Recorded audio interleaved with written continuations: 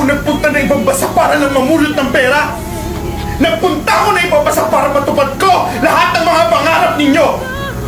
Para mabigay ko lahat ng pangangailangan ninyo. Oo, tama ka. Obligasyon ko yon. Dahil mga anak ko kayo. Pero sana, maisip ninyo na obligasyon nyo din na pahalagahan lahat ng pinaghihirapan ko. Hindi kami nagpapasarap sa ibang bansa. Nagtatrabaho kami. Ang tagal-tagal mo na sa abroad, bakit hanggang ngayon wala ka pa ring ipon?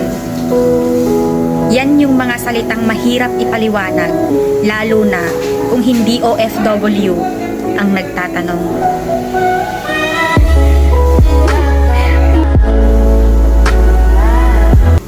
Para sa kaikabubuti ng kinabukasan niya.